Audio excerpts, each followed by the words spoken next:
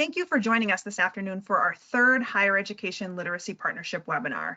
My name is Sarah Carlson-Walrath, and I am a board member with the International Dyslexia Association Upper Midwest Branch. Joining me today is Dr. Amy Schulting, dyslexia specialist with the Minnesota Department of Education, and we are both members of the Higher Education Literacy Partnership.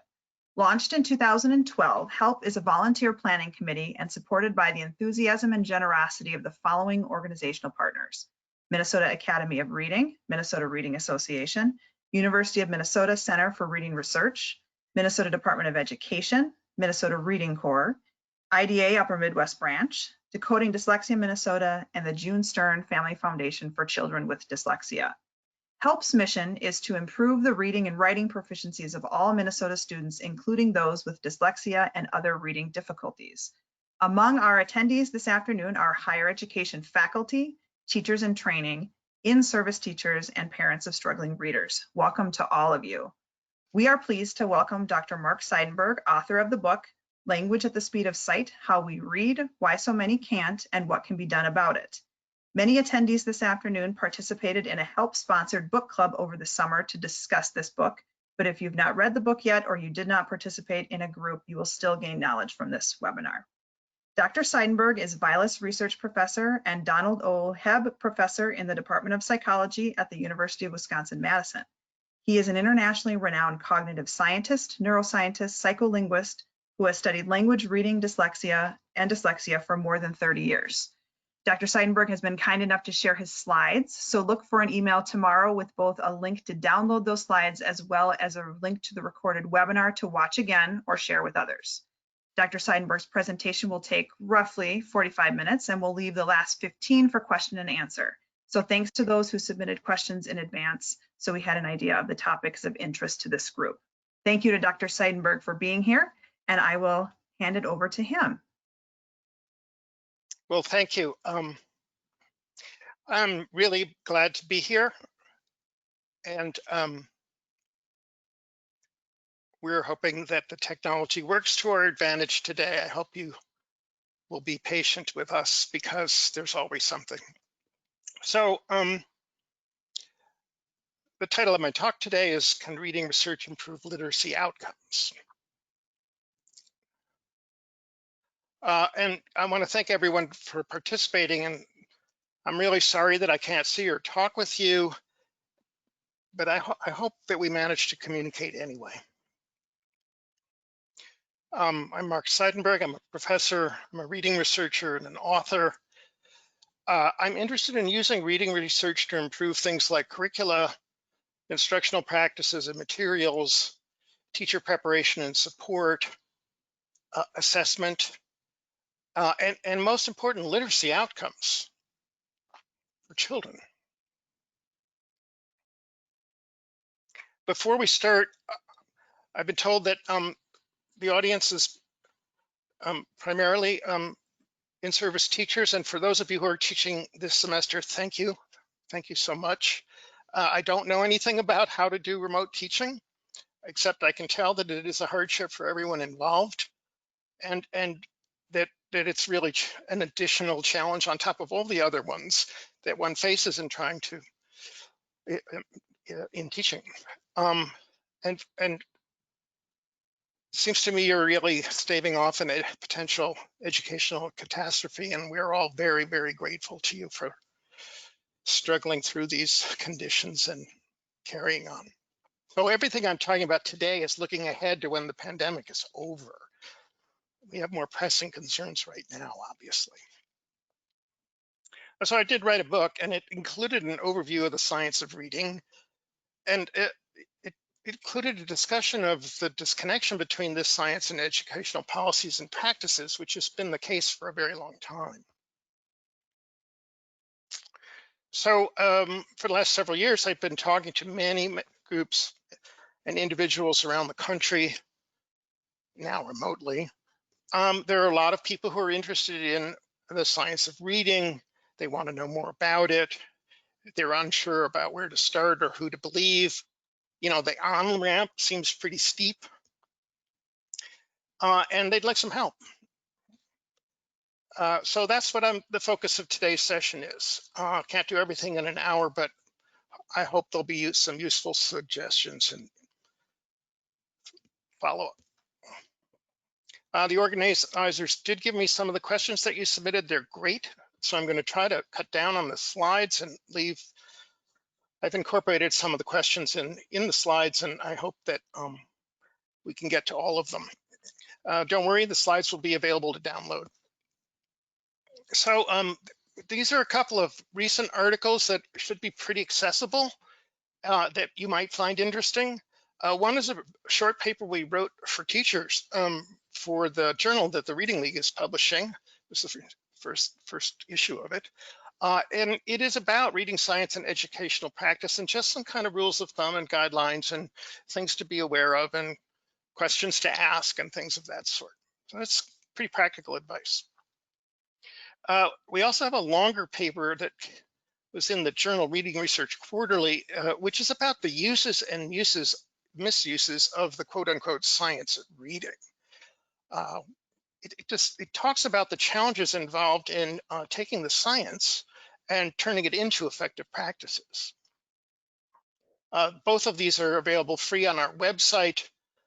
And again, you don't have to write it down now. It'll be available for you to download after the talk. So here's some topics. One thing people wanted to know is, what is the science of reading? Why is there so much interest in it now? Why do scientists think it's relevant to educational issues? How can a person learn more about it? And what are the challenges involved in making good use of this research? So what is the science of reading? People keep asking me to define the science of reading, and this is like people asking you to define language, or you can do it, but it doesn't really capture the whole range of possibilities. Look, the science of reading is any science relevant to understanding how reading works, how it relates to other kinds of intelligent behavior like language and thinking, how children learn to read, the neural and genetic bases of reading, the many factors that influence literacy outcomes, individual ones, environmental ones, cultural ones, what makes some people skilled readers, the bases, the causes of reading difficulties and ways to address them, the full set of issues about what it means to be a reader and how to become one. This kind of research has been conducted for many years in many countries and languages and in many writing systems. And there's actually quite a large body of research at this point. It's been one of the successes of the cognitive neuroscience investigations of intelligent behavior.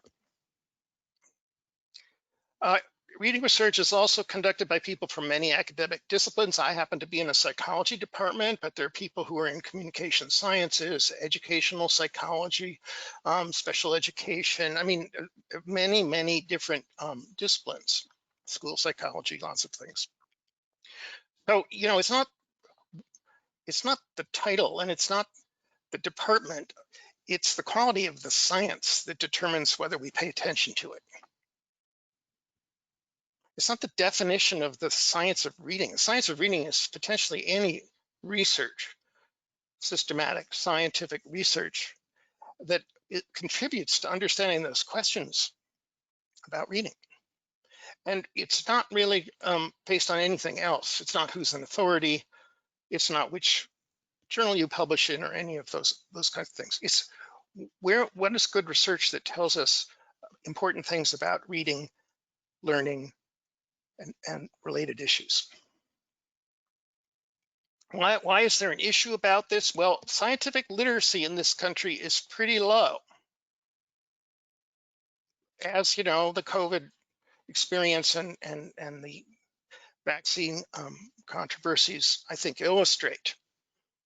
What I'm saying is, well, reading science is good science that addresses reading. What's good science? Well, you have to have a certain level of understanding of how science works and how to evaluate scientific research. Right now, people take a pretty loose approach to this. And so essentially every approach to reading instruction, every curriculum claims to be consistent with the science of reading. Everything that is out there will now be marketed as consistent with the science of reading. It doesn't mean anything. You have to look. Well, consistent in what way? What exactly has been incorporated here? Otherwise, it just becomes like, a meaningless term like, natural food. Similarly, every approach claims to be evidence-based. Everyone is going to now claim that their approach is evidence-based. Well, there's a lot of evidence out there, and it isn't all created equal. We have to look at the quality of the evidence, whether findings replicate, whether they are consistent with other things we know.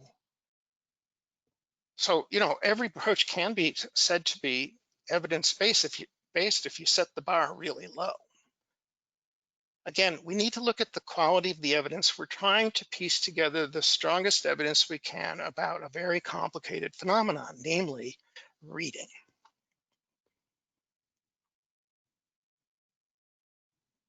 Why is there so much interest in this research now? It has been around for a long time, and many of the crucial insights were achieved quite a while ago, 80s, 90s. I think it has really grown enormously over the last few years for several reasons. One of them is just the level of frustration over the educational establishment's intransigence and lack of effective responses to concerns that have been voiced for many years, like chronic failures in working with populations, like children who are at risk for reasons such as poverty, or because they have developmental conditions like dyslexia, or other conditions that make it more difficult for them to succeed. There's also concern about lower literacy in the US across the board. It's not just a problem with poor kids. We are, in fact, literacy levels in the US are across SES, socioeconomic status levels, are lower than in countries like Canada, Korea, Finland, and so on.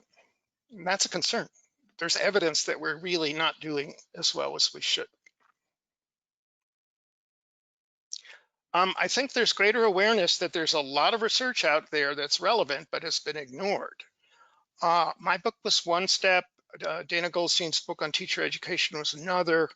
Emily Hadford's audio documentaries have been enormously influential.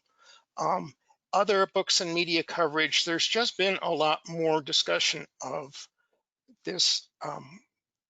On the one hand, chronic difficulties reaching children and succeeding with them, and on the other hand, there seeming to be a lot of other things that could be brought into the picture which might help, but haven't been. So there's been a lot of activity. There's only some of it. What has it led to? Increased activity by professional organizations such as IDA and parent-led advocacy groups such as Decoding Dyslexia, and there are others.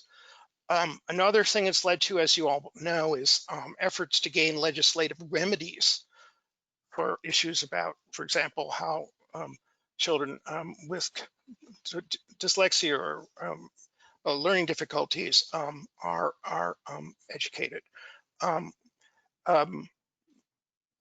Efforts to screen children who are at risk for reading difficulties, change teacher certification, in some states mandating specific curricula and specific instructional practices.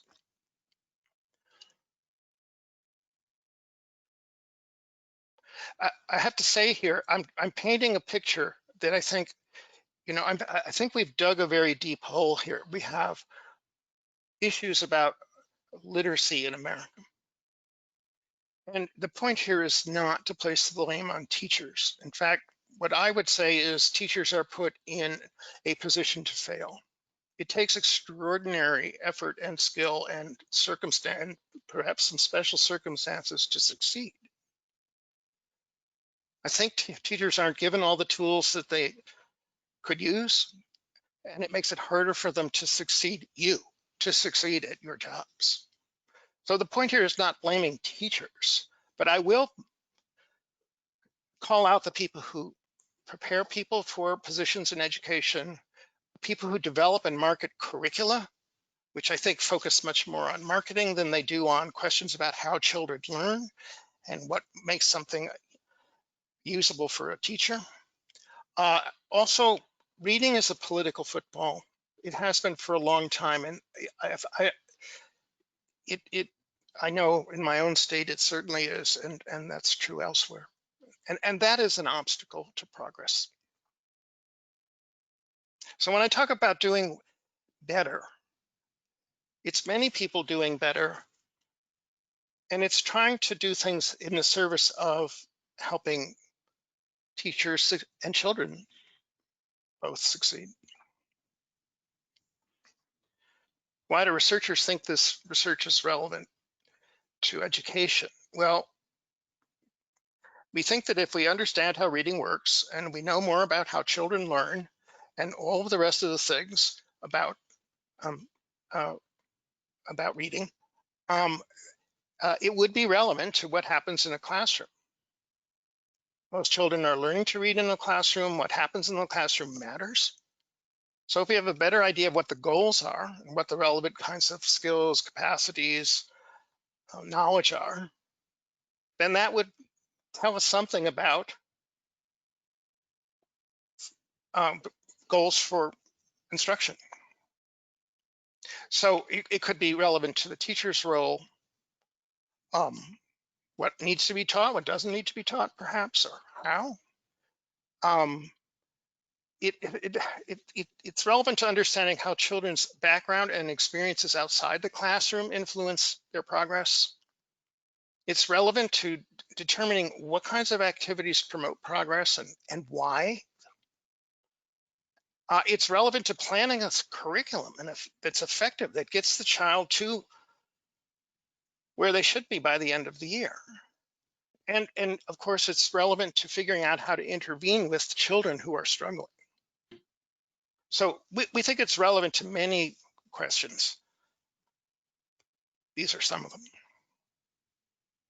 My favorite example is there's quite a lot of research on children's experiences before they start school, ones that have an enormous impact on their progress in reading and learning other things.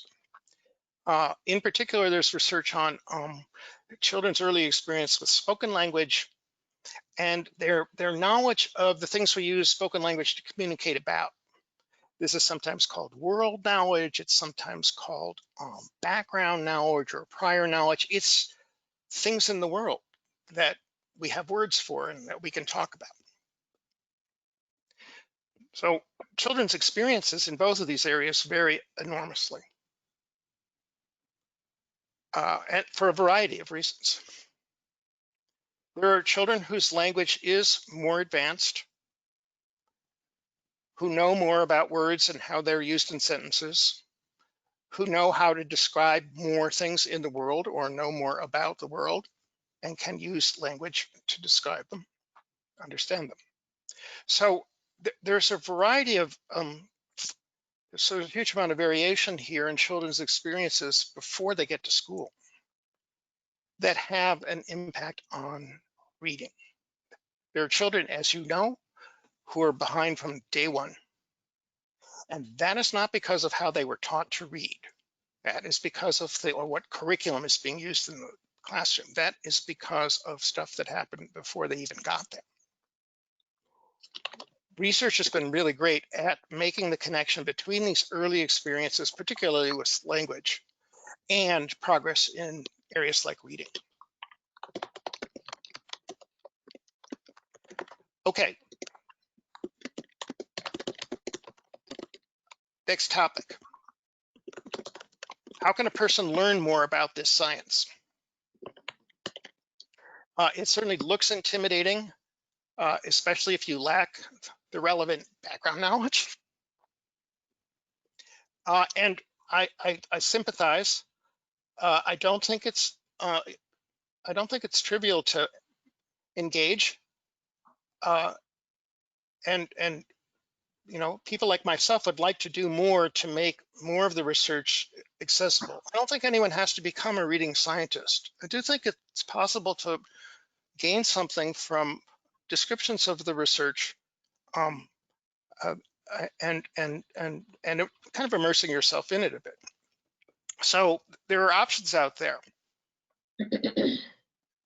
And some of them are better and some of them are worse. So better, well, you can read my book, and a book group is great because, you know, there was a very nice review that said everyone who teaches children to read or should read this book. But the book parts of the book are tough going, I know, for people who don't have background. It's great to do it in a group. And there's going to be a study guide very soon, which should make it easier. And there are other resources too. You know, it's not just my book.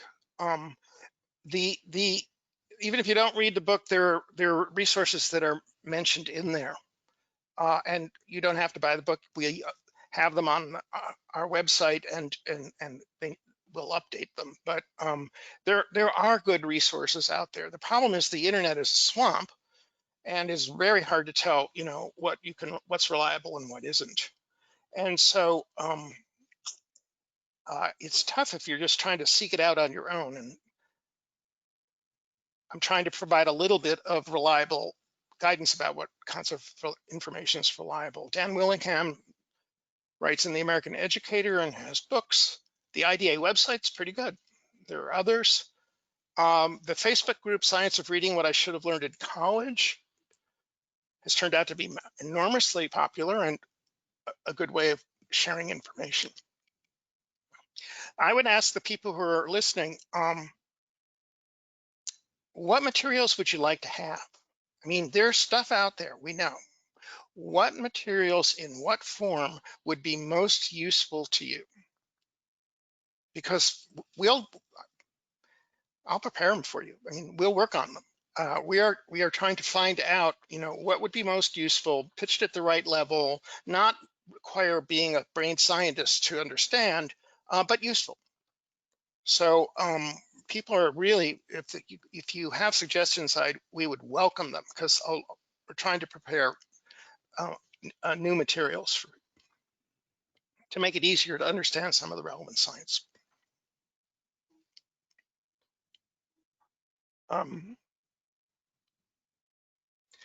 Here's what's not a good way: Twitter. If you want to learn about the science of reading, there's plenty on Twitter. There are plenty of posts. There's a lot of stuff. I think it's really a problem. Everyone has an opinion.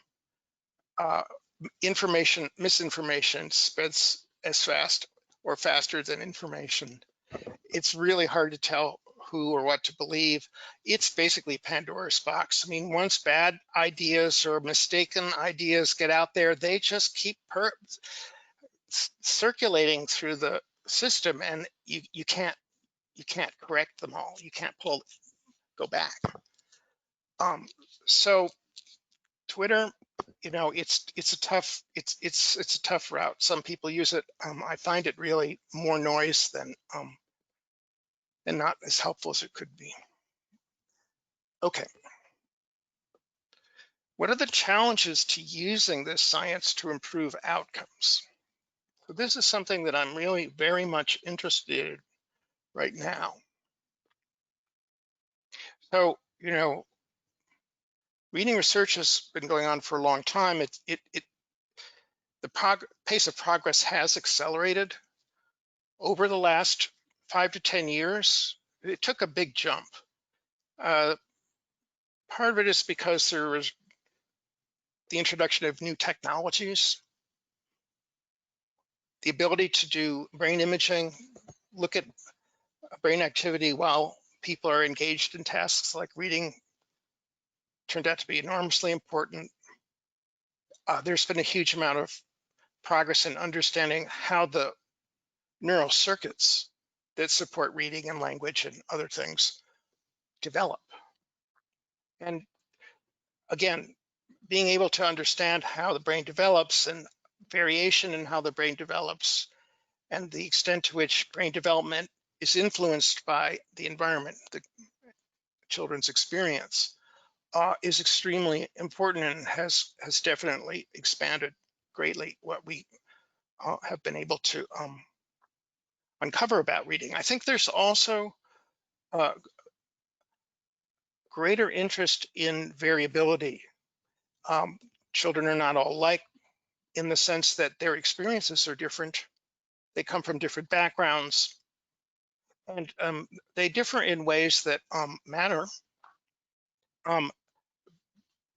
But our science and also instructional practices and curricula haven't always been focused on them.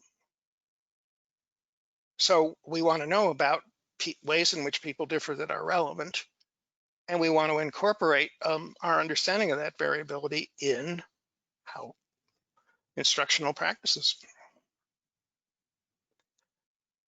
Okay, well, the sciences took a big leap, but it still isn't really getting into the classroom door.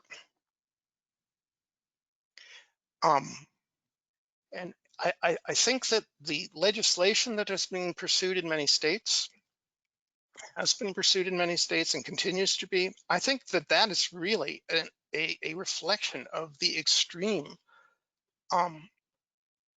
frustration about the lack of responsiveness on the part of educational authorities to real problems. People in schools of education, there are many of them. There are many programs within them. People have different views. They aren't all alike. It is true, however, that schools of education in general, broadly speaking, have not been receptive to the kind of research that I'm talking about. Part of the reason is because it isn't really universally accepted that poor literacy outcomes is an educational problem at all. I mean, we know that low literacy results from multiple factors. Is education, educational practices, curricula and materials and so on a part of that? It's not, I think so, but that view isn't universally accepted. So there are people who've made very strong arguments, so not good arguments, but loud ones, that low literacy is not actually an educational problem. Teacher preparation for the job is adequate. The only problems we have in educating children arise outside the school. There are things like government interference and poverty and other things that really don't have to do with anything to do with education.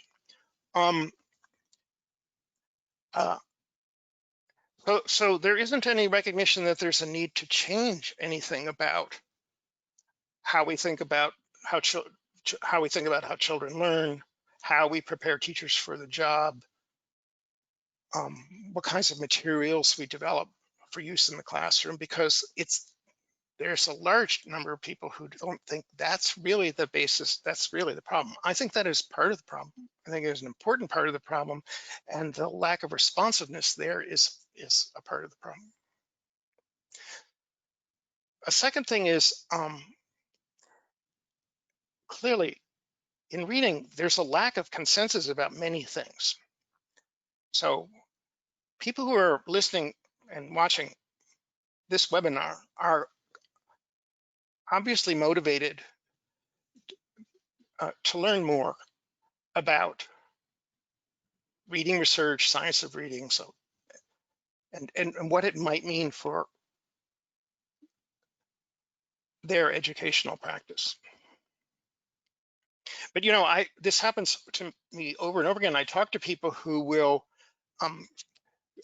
go to events like this, or they'll go to conferences, or they will do online courses. They will read, they will educate themselves, they will learn a great deal. Their views about reading become more sophisticated and more informed by this kind of research. And then they go back to their schools and get shot down by teachers who've been led to believe other things. So it's very hard. It's a lonely kind of thing to go back, having developed this kind of understanding and wanting to really make use of it, and then running into obstacles when you get back home. I'd also just mention the principals whose knowledge of issues about reading and instruction seems to be limited and not a part of their routine, part of their training for the job. So even if individuals become informed, there's the issue of being part of structures that include other people who aren't on the same page. That's a problem. A third thing that's a challenge to using the science is that, you know, kindergarten, the first day of kindergarten is too late. I mean, it's not that nothing can be done. It's, of course, it's that we should have started earlier. So it's all that stuff leading up to that first day of school that I think really also has to be a focus of attention, so that kids aren't starting out behind, because, you know, prevention is easier than treatment, remediation, and you know, keeping kids on track is the goal, rather than having to figure out what to do when they're going off the rails. So it's clear that it's not just what happens in the classroom, it's what happens before the kid gets to the classroom. And I think there's enormous potential there to really do things that would be helpful for children, for teachers, for education. Okay, so here's a more sensitive, touchy issue. So, and this is the topic of the article that whose title I flashed by at the beginning, the one about lost in translation. So there is a lot of discussion of the science of reading. You know, I don't know if the phrase science of reading appears in my book. It probably does, but it only became known as the science of reading relatively recently. It's just research on that's relevant to understanding reading. A lot of discussions of the science of reading have a certain character. I base this on, for example, having talked to legislators, government officials, officials from departments of education in various states. A lot of discussion of the science of reading really focuses on a few classic studies. One of them is the simple view of reading. Another is the 5 pillars of reading instruction, which are from the National Reading Panel report. Another one's the alphabetic principle, which is a really important idea from Alvin and Isabel Liberman at Haskins Labs. There's Linnea Arias stages in orthographic development.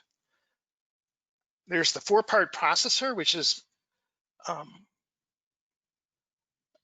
based on research that I did. We didn't call it the 4-part processor, but that's how it's entered into the discussions. These are important studies.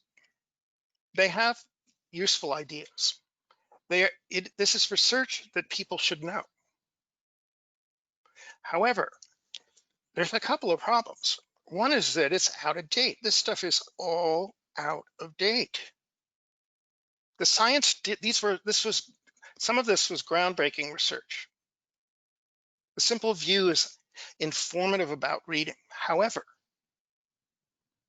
the research and the insights didn't stop there. We have another 30 or so years of research. And so the things that were left out of these studies, or the things that were later developed much further, or that led to other sorts of insights and deeper understanding, that's going to be missed if we keep focusing on this small number of studies.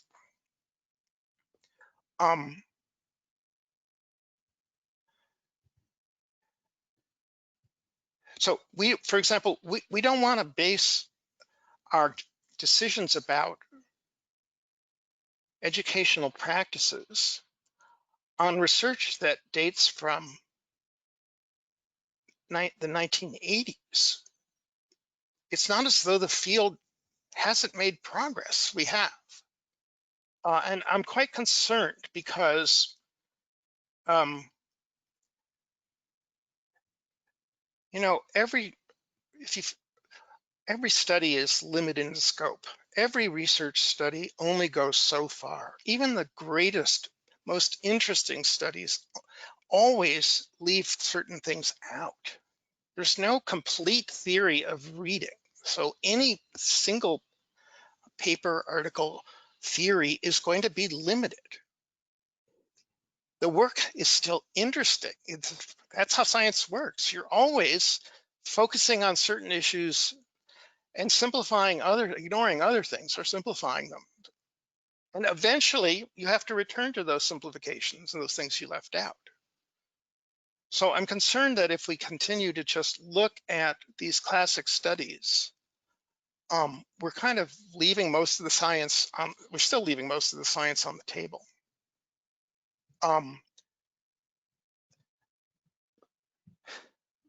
The other problem is this. This work is so popular now with the internet and social media. You know, the number of people who know about the simple view of reading, which was a very important work by Phil Goff and colleagues. Simple view of reading was developed in the 1980s.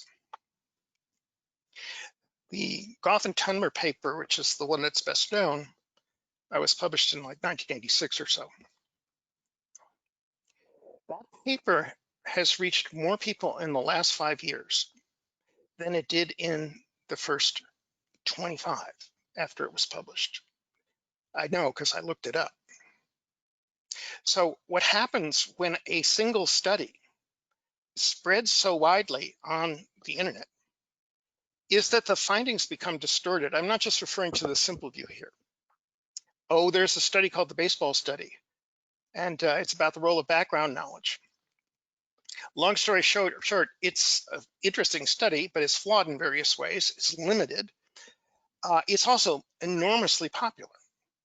And when you track how it is represented on the internet, in social media, on Teachers Pay Teachers, on Pinterest, everywhere, you see that it's kind of hand-me-down knowledge. People haven't actually read the study or thought about what it does, what you can conclude from it and what you can't. So people don't remember the study correctly. People attribute to it various characteristics it didn't have. People misinterpret the results.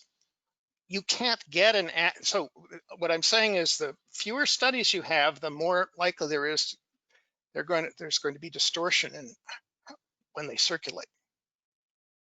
What we're looking for is converging evidence. We want to start with good studies and then see where they go. Find out who else followed up on them and what happened next. I'm very concerned that efforts to make use of the science of reading, which I think are long overdue, could also be undermined by reducing it to a few studies that are limited and that aren't actually that well understood. So I'm trying to, in other work that I'm doing, I'm trying to acknowledge the importance of this work. You don't have to give it up. It's really important to know what these things are, absolutely. But we can also kind of up our game and see what they left out. And then I can provide other resources that can point you to things that took those important ideas further. Okay, so, you know, I'm very concerned that we reduce when people talk about the science of reading, they're often kind of narrowing their attention to a very small and somewhat outdated part of the research. And that is something I'm going to try to work against. Okay, the last thing is, I'm talking about, well, we've got science. We think it's really advanced, that we can know quite a lot, though not everything, about reading. And we should be able to make use of this in helping kids succeed, teachers succeed. There is a limitation of the science. And again, I am trying to push my research colleagues on this issue. The problem is we've got a lot of really good science. We know a lot about reading and learning from a variety of studies, using many different methodologies and studying kids in many different settings. However, we still don't there's still a gap between what the research says and what happens in the classroom. We need more science that is translational. It doesn't just advance what we know about reading and learning and brain. It does so in a way that can be related to the classroom situation. The fact that children are learning under particular conditions, the fact that teachers have particular kinds of responsibilities and access to certain kinds of resources. Not enough. We know a lot about the science of reading. We don't know enough about the science of teaching using the science of reading. So for example, take the phonics case. Phonics, every debate always devolves into phonics. Phonics is not the only thing that's important about learning to read, but it's one. Okay, there's a huge amount of research. I have lots of talks on it that are on the internet that discuss this. The research is about the importance of learning how print represents sound, how written language relates to spoken language. Phonics is instruction that relates to helping children gain that knowledge. So the science is very clear that gaining this knowledge is important, and that children who struggle with it for various reasons have more difficulty learning to read. So the importance of this instruction isn't in question. The theories explain why it's important. The problem is the science doesn't go far enough in terms of taking that need and turning it into practices that are effective. Ones that, for example, a teacher can deliver in a limited amount of time, or that are, don't teach too much, don't teach too little, teach the right amount. Or that,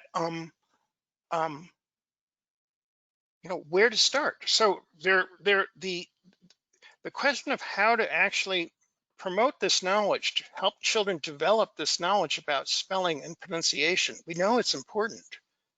There is not enough research on the best methods for helping children to acquire this knowledge. This is something that I am working on in my own research. We want methods that are efficient and work well with most children. We want to get in, get out, move on. This is information, knowledge the child needs in order to be able to gain other kinds of skills, abilities, whatever you want to call them. So, point, phonics is important. Theories explain why. Evidence is overwhelming. Best way to teach phonics? I can't tell you. I can certainly look at curricula that are out there, and I know that they are at variance with other things I know about learning. But the question is, if you're someone who is teaching phonics, what you have to ask yourself is, why am I doing it this way? It's not whether you should be doing it. It's, well, granting that it's important, why am I doing it this way? Is this the way that will help children learn most rapidly and with greatest success? Is it inefficient? Is it efficient? How do I know whether what I'm doing is effective? And how do I know there isn't something that would be more effective that I'm not onto? So this is a limitation of the science. We actually need more that is tied to what actually is going on in the classroom and that will be usable by a teacher. I should say, since I have a minute,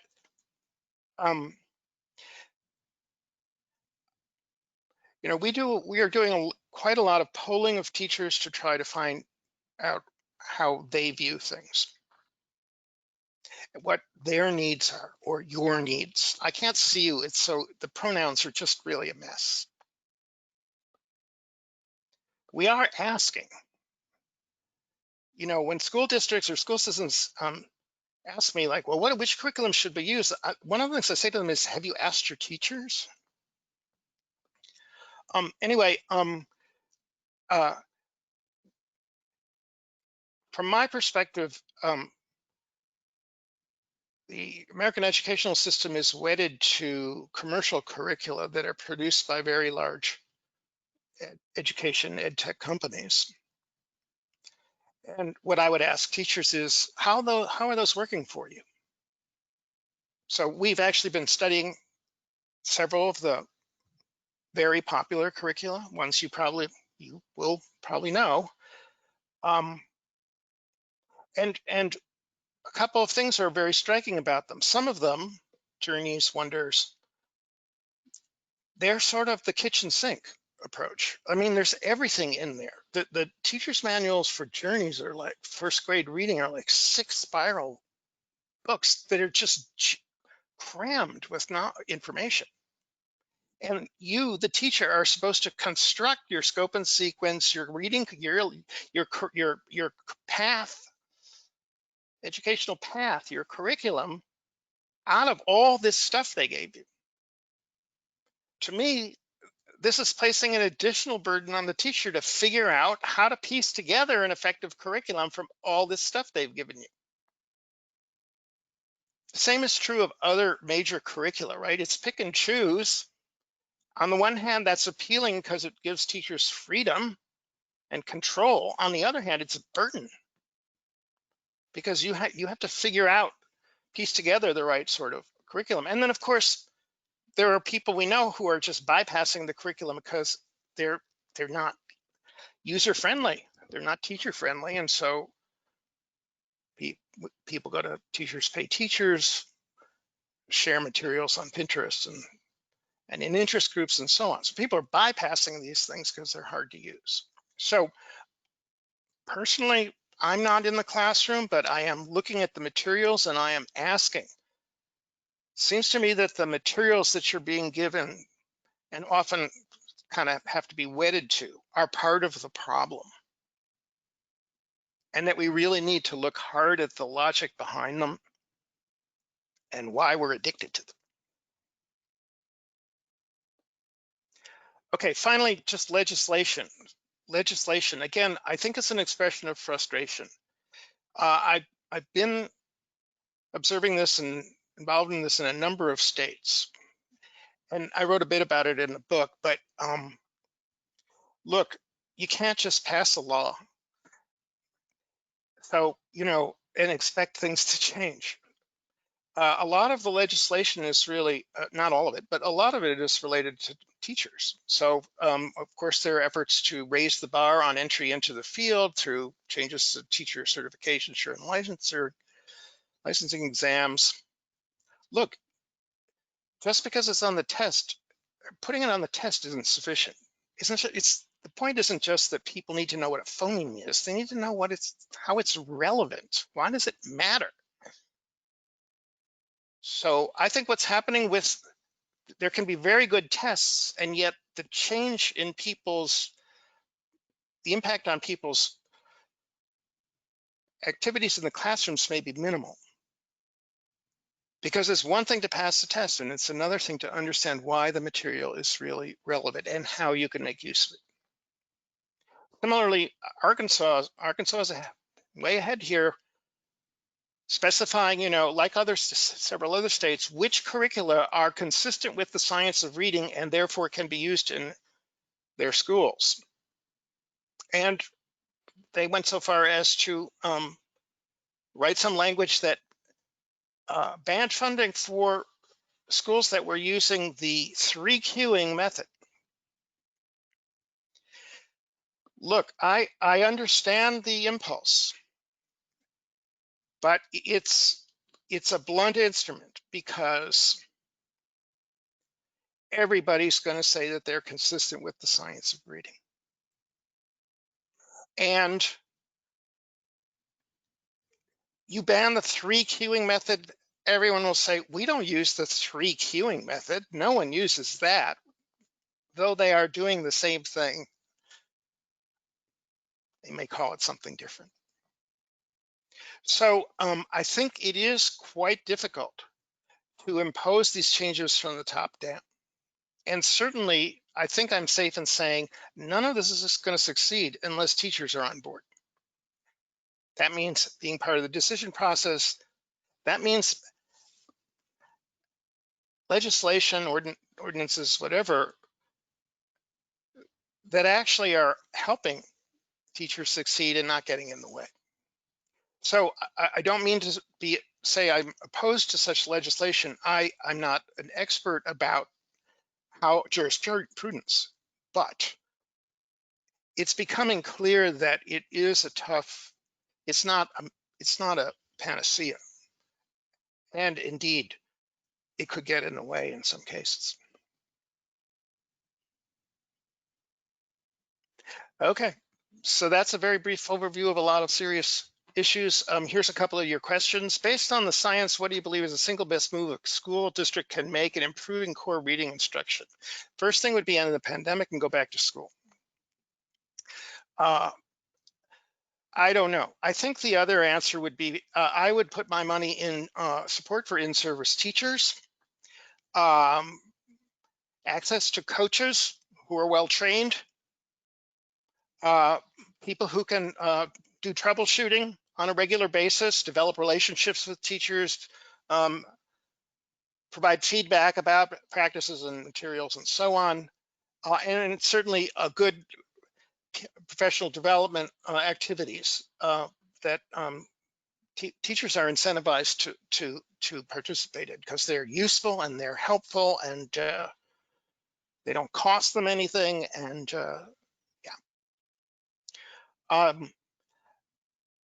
I don't want to send anyone out there. Many people manage to become terrific teachers and always have. The issue we're dealing with is we want more people to succeed and we want to have teaching be effective. And we also want to avoid things like, nationally, about 50% of teachers, elementary K-5 teachers, leave the field within the first 5 years. We want to keep good people. We want to encourage them. We want to help them grow.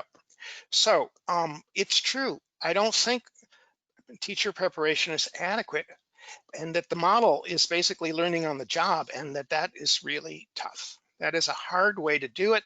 It's unfair to teachers given the other responsibilities they have. And I think it's something that could change. And the way to actually view it is it's not a criticism of teachers. It's trying to provide information that will make it possible to do one's job, the job one wants to do, to succeed, to do the job as well as one can for the reasons one went into the field, to help kids. So to be a part of education. So, anytime people raise issues about teacher education, teacher preparation, evaluating teachers, teacher evaluations and so on, I'm not speaking to any particular bit of policy or legislation here. In general, these things are framed in a very anti-teacher sort of way. They make it sound like there's something the matter with you and you need to get this fixed. I don't view it that way. I view it as we need to provide the resources that allow people to succeed, and withholding them is just unjustified. How do you fund it? My glib answer to that is stop buying the fancy curricula, invest in the teachers, not the books, and then the people who help you to, use the books and so on. This is a little different. Maybe the single best move is to end certain practices. One thing that I've seen in some school districts, these happen to have been in the South, was it had to do with language, talking in the classroom and during other activities like going to the bathroom or recess or something like that. So I have seen schools, I'm sure they're not the only ones, where there's so much emphasis on maintaining order that kids aren't allowed to talk. And in the classroom, they are only speaking in response to the teacher. No, no, no. You need to be pouring language into these kids. They need to be trying it out and using it for communicative purposes. There are children who are coming into school whose spoken language is not as developed as some other kid.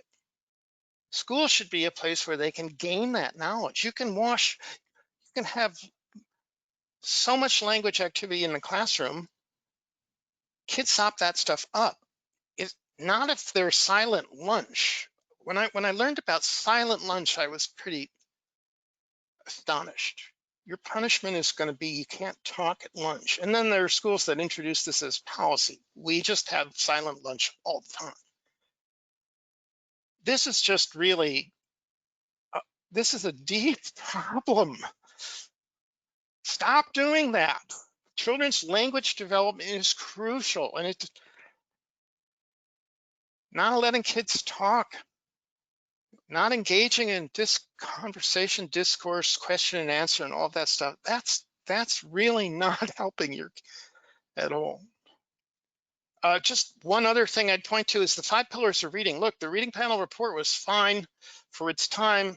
It was limited in various ways, but it's certainly out of date now. The problem is, whatever its utility was, it got reified into the 5 pillars of reading. And that's not okay. That was a review of the research literature about practices that are components of reading and things that are practices that might be relevant to them. It wasn't the basis for designing a curriculum. But again, I've been in schools where they take it so seriously that there's a block about phonics, there's a block about phonemic awareness, there's a block about vocabulary, there's a block about fluency, which is really, fluency is the outcome of something else. You don't teach fluency. The child gets to fluency because they've learned other things. And then there's a block on comprehension. There's not a block where they're actually reading with feedback. Of course, I'm just talking, about a particular case, but there are other ones like it. So reading panel, 5 pillars of reading. Yes, there's some truth there, but it's not the basis for designing what you're going to do during the day. That involves many other kinds of things. Okay. Finally, the other thing I've been involved with my own research is greater understanding of differences in language background. I'm not talking about the range of utterances that people are exposed to or the size of their vocabulary. I'm talking about people who speak different languages, a different language in the home than in the school, or the case that I've been studying in particular, children speak a different dialect of English in the home than the one that's used in books and the one that's used in school. It's a complex issue. It's not a complex issue, but it's a sensitive one, and I've written about it elsewhere. The point here is there's nothing wrong with those kids, but they have more to learn because the language of the home differs more from the language of books and the language of education than for a kid who speaks, the mainstream dialect, some other dialect of English. So some kids have more to learn because their language variety of English is more different than the one in the books they're learning to read than some other kids. That's not a defect. It's not a problem with the child. There's nothing wrong with the dialect. It's a problem with the way with education, that we don't take into account that there is this variability and that some children have farther to go to get to a certain milestone than other children. We could take that into account in the ways that we teach, in the ways, the materials that we provide, use in instruction, and in the ways in which we do assessment.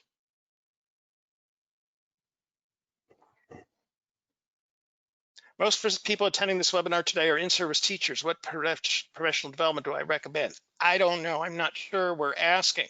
Many states are using letters. Louisa Moats is hugely important, admirable person who's produced a lot of materials, useful materials and books. Letters may not be for everyone. It may be too detailed. It may be too much theory and not enough practice.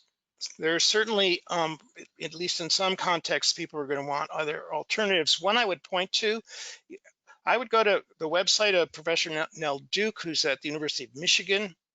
She's got a number of online courses for teachers. She's in the School of Education there. She developed a whole curriculum that is like letters, but is somewhat different. And I would certainly consider that as an alternative. Other organizations, schools, groups are producing online materials. The AIM Academy, Stern Language Learning Institute, there are others. There are MOOCs. What I would say to you, so there are places that you can learn this. What I would ask you is, should we develop one? I really would like to be able to give you materials that would be useful, that aren't too detailed, that aren't too simple, that are just right. But I need some guidance about what would really be effective. Okay, gotta quit. What's the most promising path forward in our dream world or in our existing imperfect world? I think we need to change the teaching profession, or it's going to change without us. Teachers need the tools, they need the security of job security, financial security, physical security, they need the respect and support, etc. Who is going to go into teaching in the future if the position doesn't have these characteristics? And if we don't deal with these issues, then the teacher's role is going to be diminished. The software will take over and it won't be as good. That's the path that seems inevitable unless we cut it off. Okay, well, out of time. I hope I answered some of your questions. Send email and suggestions, and I hope we can continue this conversation elsewhere. Thank you. Thank you, Dr. Seidenberg. I think we're going to try to ask one question, and I'm going to have Dr. Schulting ask that. Okay. Thank you again for being with us today. You mentioned that every approach to reading instruction and curriculum is now being marketed as consistent with the science of reading, but that we need to be sure to look closely and to evaluate these claims. Are there specific elements that educators should be looking for when evaluating instructional methods and materials? Oh my. So I have to come clean here. Again, I would like to know what you, people who use these materials actively, think. I really think that these materials are part of the problem. And so if you ask me which is the best, you're asking me to tell you which is the best of a bad bunch. So I think that these materials companies are spending more time on marketing, which is to say what people find appealing and what will make the products sell, and less about how do children learn? What are the best practices? What will make this easier for a teacher to be effective, and what makes it harder? So when you ask me which curriculum or what properties would I look to, I think what we should be talking about is what does a child need to know and learn and develop in order to become a skilled reader? How does that work over the first few years of schooling? And what do we do to achieve those things? Then you can say of any curriculum, how does it cover this? How does it deal with this? Or one can do what many teachers are doing already, which is putting together their own curriculum. That has its own risks. So what I would like to see, frankly, is an alternative to these curricula that is more science-based, that has less of the glitz and more of the substance, and that, doesn't just give teachers everything, every possible choice, but actually builds in some relevant structure and then leaves room for the teacher to use their expertise to put it over. So I could say more about the components, and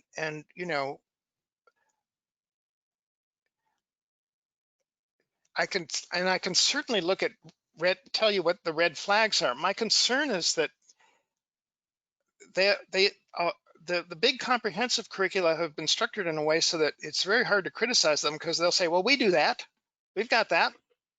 The problem is it's interleaved with a lot of other stuff,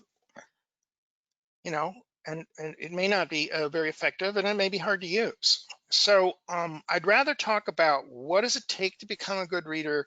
What are the relationships between these things we talk about, like phonology, orthography, meaning, context? How do these things work together? How do these skill, I refer to reading as a skill, how does the skill develop? How do the components come together? And then say, okay, I need materials that'll help me lead kids through this developmental trajectory. So I'm not sure what I should do here. I could certainly list some red flags, and I could, but I cannot get, and there are organizations that are trying to assess existing curricula and, have check boxes for whether they cover phonics, whether they cover vocabulary, whether they do this or that or that. And there will be more information of that sort, and maybe people will find that helpful. Over the longer haul, I think we could do a better job and have alternative materials that are really much more focused and take a lot of the guesswork out of it. That's the best I can do for an answer for that one. No, that's helpful. Thank you. Amy, did you have a follow-up on that, or? No, thank you very much. Okay. So in the essence of time, I think we'll stop our questioning there. And I just want to, again, thank you, Dr. Seidenberg, for sharing your expertise and perspective with us today. You did a really great job of incorporating many of the questions that our audience submitted in advance throughout your presentation. So that's very appreciated. Thank you to everyone for your interest in this topic and for attending our third online help event. Watch for an email from us tomorrow with a link to this recording and also a link to Dr. Seidenberg's handouts. So thank you again and have a great night.